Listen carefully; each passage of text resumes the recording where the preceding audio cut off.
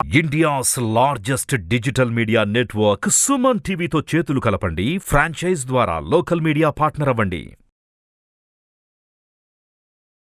నమస్తే, welcome to Suman TV. నేను విష్ణు. ప్రస్తుతంతో పాటు మార్కెట్ అనలిస్ట్ రేవంత్ చలమలా ఉన్నారు. తనతో మాట్లాడదాం. హలో రేవంత్. హలో అండి, నమస్తే. రేవంత్, నేను ఈవినింగ్ బైక్ పైన ఇంటికి వెళ్తుంటే ఏదో ఆలోచిస్తూ పోతున్నా. రెగ్యులర్ అంతా అంటే కొంత రెగ్యులర్ కంటెంట్ చేస్తున్నాం కదా, ఈసారి ఏదైనా ఒక డిఫరెంట్ టాపిక్ చేద్దామని ఆలోచన వచ్చింది. సరే అంటే ఏ ఎక్స్పర్ట్తో కూర్చున్నా కూడా సేవింగ్స్ ఎలా చేయాలి, ఇన్వెస్ట్మెంట్స్ ఎలా చేయాలి, ఇవన్నీ చేసి ఏ విధంగా ధనవంతులు అవ్వాలి, దీని గురించే మాట్లాడుతున్నాం కదా. సరే, దీనికి కొంచెం అగెనిస్ట్గా, దీనికి కొంచెం ఆపోజిట్గా ఏదైనా ఒక టాపిక్ చేద్దాం అన్నప్పుడు అనిపించింది నాకు, డబ్బుని ఎలా ఖర్చు పెట్టాలి. అంటే ఇప్పుడు డబ్బు సంపాదించడం, దాన్ని సేవ్ చేయడం, దాని ద్వారా మనం కోటీశ్వరుడు, ఇదంతా పెద్ద ఆర్ట్ అనుకుంటే డబ్బు ఖర్చు పెట్టడం కూడా ఒక ఆర్టే కదా. మరి ఈ ఖర్చు పెట్టే ఆర్ట్ని మనం ఎలా పెంపొందించుకోవాలంటారు? బేసిక్గా డబ్బులు దాచిపెట్టుకోవడం కంటే కూడా అండి సార్, డబ్బుల్ని ఎలా ఖర్చు పెడతారు అన్న దాన్ని బట్టి ధనవంతులు అవుతారు. బేసిక్గా ఎస్ఐపి కట్టండి, చిట్టీలు కట్టండి, భూములు కొనుక్కోండి, ఫ్లాట్లు కొనుక్కోండి, బంగారం కొనుక్కోండి, ఓకే, ఇదంతా చెప్తారు. మీరు అన్నట్టుగా అందరికీ తెలిసిన సబ్జెక్ట్. ఒక రకంగా చెప్పాలంటే మార్కెట్ అందరికీ పరిచయమైన సబ్జెక్ట్. పోస్ట్ ఆఫీస్ లో వేసుకోండి, ఫిక్స్డ్ డిపాజిట్ కట్టుకోండి, గోల్డ్ కొనుక్కోండి, చిట్టీలు వేసుకోండి. ఇది కొన్ని తరాలుగా మన ఇంట్లో పేరెంట్స్ చెప్తున్నారు, స్కూల్లో టీచర్లు చెప్తున్నారు, తెలిసిన వాళ్ళు చెప్తున్నారు, బంధువులు చెప్తుంటారు, పక్కన వాళ్ళు చెప్తుంటారు, ఇలాంటి ఎక్స్పర్ట్స్ టీవీలో కూడా చెప్తుంటారు. అవును, కానీ ఎక్స్పెండిచర్ కి సంబంధించి మాత్రం చెప్పిన వాళ్ళు చాలా తక్కువ మంది. సో మీరు చెప్పిన దానికి సంబంధించి the best example, the best cash flow ఎలా ఉండాలి అనే దాని గురించి మనకి రాబర్ట్ కియోసాకి గారు రిచ్ డాడ్ పూర్ డాడ్ అనే పుస్తకంలో చాలా క్లియర్ గా ఎక్స్ప్లెయిన్ చేశారు. Rich dad poor dad, exactly. ఆ బుక్ కు సంబంధించి చాలా ఇంటర్వ్యూస్ లో చెప్తుంటాను. ఒక మనిషికి భగవద్గీత ఎంత ఇంపార్టెంటో, బైబుల్ చేతులు ఎలా పట్టుకుంటారో, రిచ్ డాడ్ పూర్ డాడ్ అనే పుస్తకాన్ని ఎప్పుడు మనిషి జీవితకాలం క్యారీ చేస్తూనే ఉండాల్సిన ఇంపార్టెంట్ బుక్. ఇప్పుడు ఎక్స్పెండిచర్ అనేది దాన్ని బేస్ చేసుకునే అండి, ఇప్పుడు ఎవరు పేదవాళ్ళుగా మారాలి, ఎవరు మధ్యతరగతి వాళ్ళుగా మిగిలిపోతారు, ఎవరు ధనవంతులుగా ఉంటారు అనేది కేటగరైజ్ అవుతుంది. సో ఒక్కొక్కరికి ఒక్కొక్క ఎక్స్పెండిచర్ ప్యాటర్న్ అనేది ఉంటుంది. మనం ధనవంతులుగా మారాలి అని అంటే మన ఎక్స్పెండిచర్ ప్యాటర్న్ ఒకలాగా ఉండాలి. మనం మిడిల్ క్లాస్ వాళ్ళుగానే మిగిలిపోవాలి అని అంటే మన ప్యాటర్న్ ఒకలాగా ఉంటుంది. లేదు మనం ఇంకా ఉన్నది ఉంచుకుంది మొత్తం పోగొట్టుకునేనా పర్లేదులే అట్లా ఉండాలి అని అంటే, అంటే పూర్ లాగా ఉండాలి అని అంటే మన ప్యాటర్న్ ఇంకో రకంగా ఉంటుంది. సో బేసిక్గా వీళ్ళు అంటే డబ్బులు సంపాదించడం అనేది అందరూ సంపాదిస్తారు. ఒక్కొక్కరికి అమౌంట్ మారుతూ ఉండొచ్చు, అంటే ఫిగర్స్ మారుతూ ఉండొచ్చు. ఇప్పుడు సో కాల్డ్ రిచ్ పర్సన్ కానీ ధనవంతులను కానీ మనం ఎవరినైతే చెప్పుకుంటున్నామో వాళ్ళందరికేమి ఒకప్పుడు వాళ్ళ బిగినింగ్ ఆఫ్ ద కెరియర్లో వాళ్ళకేమి కోట్ల రూపాయలు ఒకేసారి వచ్చి వాళ్ళ మీద పడలేదు. వాళ్ళకు వచ్చినటువంటి డబ్బుల్ని వాళ్ళు ఎంత తెలివిగా ఖర్చు పెట్టారు అన్న దాన్ని బేస్ చేసుకొని వాళ్ళు ఈ రోజు ధనవంతులుగా మారారు. బేసిక్గా మనం ఎంత బాగా సేవ్ చేసామన్న దానికంటే కూడా మన డబ్బుని ఎంత తెలివిగా, అంటే మనకు రాబోయేటువంటి ఖర్చులని దేని నుంచి తీయాలి అన్నంత తెలివితేటని మనం బిల్డ్ చేసుకుంటే మనకి రానున్న రోజుల్లో మనం ఈ అంటే సోకాల్ పువర్, మిడిల్ క్లాస్ అనే టెన్షన్స్ వాటి నుంచి దూరంగా ఉంటాం. సో బేసిక్గా మనకు ఆ బుక్ లో 3 డిఫరెంట్ ప్యాటర్న్స్ ఆల్రెడీ ఎక్స్ప్లెయిన్ చేశారు. ఇది అందరికీ తెలిసింది, అంటే చాలా మందికి అంటే rich dad poor dad book చాలా మంది చదవలేదు కాబట్టి వాళ్ళ కోసం నేను మళ్ళీ చెప్తున్నాను. సో బేసిక్గా రెగ్యులర్ గా చాలా మంది చేసే పని ఏంటి అని అండి, బేసిక్ గా పూర్ అని అంటే గుడిసెలో ఉండాలని అనుకుంటారు. పూర్ అని అంటే గుడిసెలో ఉండేవాళ్ళు కాదు. ఈ ఎక్స్పెండిచర్ ప్యాటర్న్ కి ఎవరైతే ఉంటారో వాళ్ళందరూ పూర్ పీపుల్ అనేది ఒక రకం.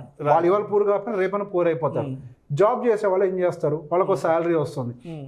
శాలరీ వచ్చిన తర్వాత వాళ్ళు ఏం చేస్తారు, ఫస్ట్ వాళ్ళ జాబ్ దగ్గర నుంచి వాళ్ళకి డబ్బులు వచ్చే టైం కల్లా ఫస్ట్ ట్యాక్సెస్ కట్టే వస్తాయి. ట్యాక్సెస్ కట్టే అకౌంట్లో పడ్డ తర్వాత వాళ్ళ రెంట్ అని, ట్రాన్స్పోర్టేషన్ అని, బట్టలని, ఫుడ్ అని డైరెక్ట్గా ఆ డబ్బులు అనేది మనకి జాబ్ శాలరీ వచ్చిన తర్వాత ఇన్కమ్ నుంచి డైరెక్ట్గా ఎక్స్పెండిచర్లోకి వెళ్ళిపోయి బయటికి వెళ్ళిపోతాయి. ఇంకా వాళ్ళకి డబ్బులు మిగలటం అనే కాన్సెప్టే లేదు. అంటే డబ్బులు రావటం, ఆ డబ్బులు ఎక్స్పెండిచర్ రూపంలో ఖర్చు అయిపోవటం, బయటికి వెళ్ళిపోవటం, ఇంక ఇదే కాన్సెప్ట్, ఇంకేముండదు. తర్వాత మిడిల్ ఇన్కమ్ గ్రూప్. ఈ మిడిల్ ఇన్కమ్ గ్రూప్ది కొంచెం ఎక్కువ కన్ఫ్యూజన్ ఉంటుంది. వాళ్ళ పైనుంచి కింద నుంచి పైకి ఎక్కువ తిరుగుతూ ఉంటారు. ముందుగా వాళ్ళకి ఏదో జాబ్ చేస్తారు, శాలరీ వస్తుంది. వాళ్ళ శాలరీ నుంచి ఏం చేస్తారు అని అంటే ఇమీడియట్గా ఒక కార్ తీసుకోవడం, కార్ లోన్ అయి ఉండొచ్చు, లేదా క్రెడిట్ కార్డ్స్ మెయింటైన్ చేస్తూ ఉంటారు, స్కూల్ లోన్స్ ఉంటూ ఉంటాయి, లేదా ఏదైనా మార్టిగేజ్ లోన్, అంటే హౌస్ లోన్ ఉంటుంది చూసారా, హౌస్ లోన్ అనేది ఎసెట్ కింద కన్సిడర్ చేయొద్దని, ఇట్స్ లయబిలిటీ. అంటే మార్టిగేజ్ లోన్, అది బేసిక్గా ఒక మార్టిగేజ్ లోన్, అంటే మన ఇంటినే తనఖా పెట్టుకొని వాళ్ళు మనకు అప్పిస్తారు.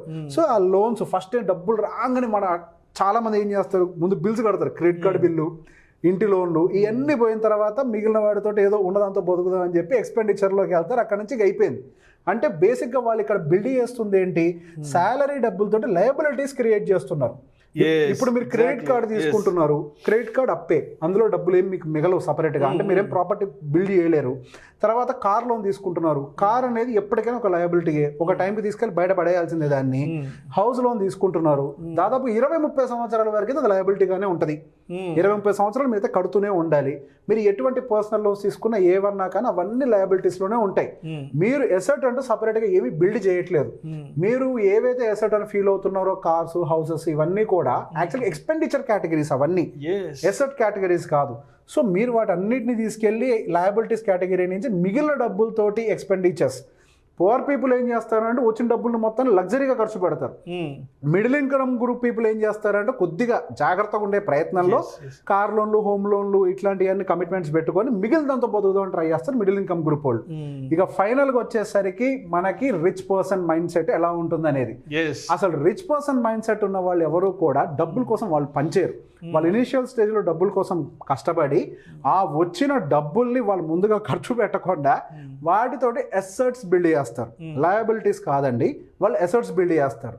వాళ్ళకి అంటే రిచ్గా అంటే మంచి మంచి బట్టలు వేసుకోవాలి, కాస్ట్లీ వాచెస్ పెట్టుకోవాలి, కాస్ట్లీ ఫోన్స్ మెయింటైన్ చేయాలి, కాస్ట్లీ కార్లో తిరగాలి, కాస్ట్లీ ఇంట్లో ఉండాలి అనే కాన్సెప్ట్ అనేది ఉండదు. ఆ పర్సెప్షన్ అసలు వాళ్ళ మైండ్ లో ఉండదు. ఆ పర్సెప్షన్ వాళ్ళకి ఉండదు. షో ఆఫ్ చేసుకోవాలి, షో పుట్ చేసుకోవాలని ఎక్కడ ఉండదు. ఎగ్జాక్ట్లీ. ఇప్పుడు రిచ్ డాడ్ పూర్ డాడ్ అనే బుక్ లో కూడా మనకి క్లియర్ గా అందులో మెన్షన్ చేసింది ఏంటంటే ఎవరైతే సో కాల్డ్ లో మెయింటెనెన్స్ తోటి చాలా పూర్ గా కనిపిస్తున్నారో యాక్చువల్గా that character is a rich dad.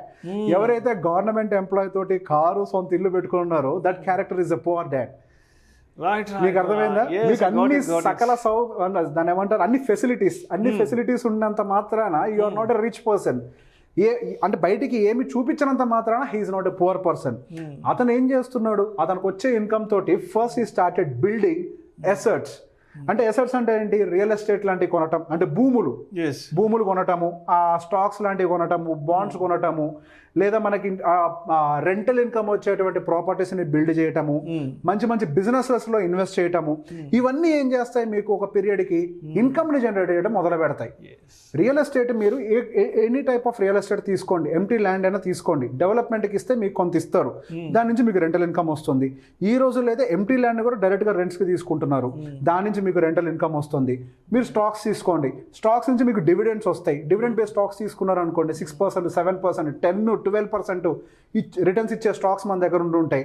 And ఆ స్టాక్స్ అప్రిషియేషన్ వస్తూ ఉంటుంది, అంటే మీకు ప్రాపర్టీ వాల్యూ అప్రిషియేట్ అవుతూ డివిడెండ్స్ రూపంలో ఇన్కమ్ వస్తూ ఉంటుంది. బాండ్స్ తీసుకోండి, రిస్క్ ఫ్రీ ఇంట్రెస్ట్ ఇస్తూ ఉంటుంది గవర్నమెంట్ కానీ, ప్రైవేట్ బ్యాంక్స్ ఇచ్చే బాండ్స్ కానీ, కంపెనీ బాండ్స్ కానీ, ఇవన్నీ కూడా రిస్క్ ఫ్రీ ఇన్కమ్ ఇస్తూ ఉంటాయి. సో ఫస్ట్ ఏం చేయాలి అని అంటే, మనకి ప్రతి నెల 50,000 రూపాయల ఖర్చు ఉంది అని అంటే ఆ 50,000 రూపాయల ఇన్కమ్ అనేది మీ జాబ్ నుంచి వచ్చేలా కాదు డిజైన్ చేయాల్సింది. మీరు ఏవైతే అసెట్స్లో ఇన్వెస్ట్ చేశారో ఆ అసెట్స్ నుంచి వచ్చే ఇన్కమ్ 50,000 అయి ఉండాలి. సో ఫస్ట్ మీరు ఏదైతే జాబ్ కానీ, బిజినెస్ కానీ, వాట్ ఎవర్ మీరు చేస్తున్నారు కదా, ఆ జాబ్ కానీ, బిజినెస్ కానీ ఏదైనా చేయండి, ఫస్ట్ మీరు ఇక్కడ మనీ క్రియేషన్ కోసం ట్రై చేస్తారు. You will earn money here. ఆ మనీ అనేది ఫస్ట్ అసెట్స్లోకి రావాలి. అసెట్స్ నుంచి క్రియేట్ అయిన ఇన్కమ్ ఏదైతే ఉందో అది మీకు ప్రాపర్ ఇన్కమ్లోకి, ఇప్పుడు అసెట్స్ నుంచి ఇన్కమ్ క్రియేట్ అవుతుంది కదండి, అది మీకు ఇన్కమ్ కేటగిరీలోకి వస్తుంది. ఇన్కమ్ కేటగిరీ అంటే ఏంటి, రెంటల్ ఇన్కమ్ అయి ఉండొచ్చు, డివిడెండ్స్ అయి ఉండొచ్చు, ఇంట్రెస్ట్ అయి ఉండొచ్చు, రాయల్టీస్ అయి ఉండొచ్చు. వీటి నుంచి మీకు ఎక్స్పెండిచర్ అవ్వచ్చు, వీటి నుంచి లయబిలిటీస్ పే చేసే వాటికి అయి ఉండొచ్చు. Revanth, sorry for the interruption, చెప్పండి. ఎస్పెషల్లీ ఈ హయ్యర్ ఇన్కమ్ గ్రూప్ సంబంధించిన వాళ్ళు, మీరు చెప్తుంటే నాకేం గుర్తుకొస్తుందంటే, మనం నిద్రపోతున్నా సరే మన డబ్బు మన కోసం పని చేయాలి, మన డబ్బు మన కోసం పరిగెత్తాలి అనే కాన్సెప్ట్ ఇక్కడ ఎగ్జిక్యూట్ అవుతుంది. ఇక్కడంతా ఏమవుతుందంటే మన డబ్బు ఖర్చు అయిపోతుంది. అంటే ఇక్కడ మీరు చెప్పినట్టు ఈ క్రెడిట్ కార్డులు, ఈ కార్లు, గీర్లు ఇవన్నీ డిప్రిషియేట్ అయిపోతుంటాయి, అంటే మనల్ని ఇంకా వెనక్కి లాక్కెళ్ళిపోతుంటాయి. బట్ ఎస్పెషల్లీ ఇక్కడికి వచ్చేటప్పటికి ఏమవుతుందంటే మనం పెట్టిన ప్రతి రూపాయి మన కోసం పనిచేస్తుంది. ఎగ్జాక్ట్లీ. ఇక్కడ మనం జీవితకాలం డబ్బు కోసం పనిచేస్తాం. ఇక్కడ ఏం చేస్తామనంటే మనం ముందు డబ్బుని తీసుకొచ్చి అసెట్స్ కొనటం కోసం పనిచేస్తాం. ద డిఫరెన్స్ ఈస్, మనకి రాబర్ట్ కియోసాకి రీసెంట్ గా మన ఇండియాలో ఇచ్చిన ఒక ఇంటర్వ్యూలో చెప్పారు క్లియర్ గా, we should not work for money, we should work for assets. Our assets will create a real person. మనం ఏదైతే సంపాదిస్తున్నాం కేవలం డబ్బుల కోసం పనిచేయకండి. మనం ఏవైతే టార్గెట్స్ పెట్టుకుంటామో ఎసెట్స్ని బిల్డ్ చేసే దాంట్లో దానికోసం కనుక మనం వర్క్ చేస్తే అవే మన జీవిత కాలం ఒక మనిషిని ఎదగటానికి కానీ జీవితకాలం కాపాడటానికి కానీ అవే పనికి వస్తాయి. రైట్. అయితే ఇక్కడ ఒక విషయం స్పష్టంగా అర్థమవుతుంది రేవంత్, ఇక్కడ పెట్టే ప్రతి రూపాయి ఎక్కడ డిప్రిషియేట్ కాదు, ఇది అప్రిషియేట్ అయ్యి మనల్ని ధనవంతులుగా కోటీశ్వరులుగా మార్చడానికి ముందుకు తీసుకెళ్తాం. ఎగ్జాక్ట్లీ. ఇక్కడ ఏదైతే ఉందో ప్రతిదీ డిప్రిషియేట్ అయిపోయి జీవితాంతం అప్పులు, లోన్లు, ఈఎంఐలు కట్టుకుంటూ అమ్మో 1వ తారీఖు అనే స్టేజ్ కి తీసుకెళ్లిపోతుంది. ఎస్, ఈ మిడిల్ ఇన్కమ్ అనేది.